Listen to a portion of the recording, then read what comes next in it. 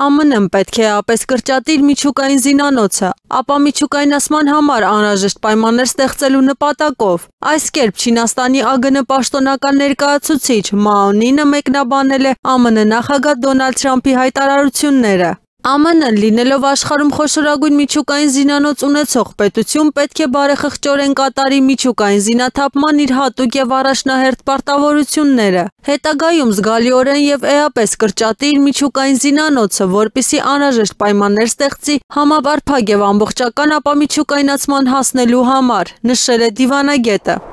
Ուկրաինան պետք է Ռուսաստանին զսպող գործոն մնա նաև հակամարտության ավարտից հետո։ Այս մասին հայտարարել է Պենտագոնի ղեկավարի քաղաքական հարցերով տեղակալի օգնականի պաշտոնում առաջադրված Ալեքսանդր Վելես Գրինը։ Նրա խոսքով Ուկրաինան պետք է բավականաչափ զինված լինի, որպեսզի ծառայի որպես Ռուսաստանին զսպելու վստահության արժանի գործոն նույնիսկ պատերազմի ավարտից հետո։ Քաղաքական գործչի կարծիքով Եվրոպան պարտավոր է ստանձնել Ուկրաինայի պաշտպանությանն աջակցելու հիմնական պատասխանատվությունը։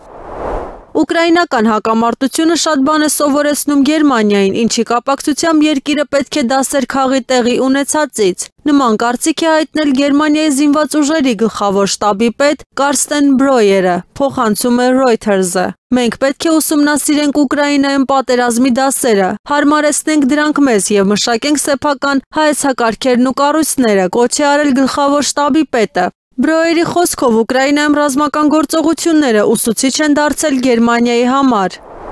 ԱՄՆ-ն պետք է հստակեցնի իր դիրքորոշումը միջուկային փորձարկումների վերաբերյալ, քանի որ այն մնում է հակասական։ Այս մասին հայտարարել է Ռուսաստանի Դաշնության արտաքին գործերի նախարարության պաշտոնական ներկայացուցիչ Մարիա Զախարովան։ Առայժմ մենք նշում ենք, որ ազդանշանները, որոնք հնչում են Վաշինգտոնից եւ հիմնավոր մտահոգություն են առաջացնում աշխարհի բոլոր անկյուններում, շարունակում են հակասական մնալ, եւ իհարկե ենթատեքստը պետք է հստակեցվի, հայտնել է պաշտոնյան։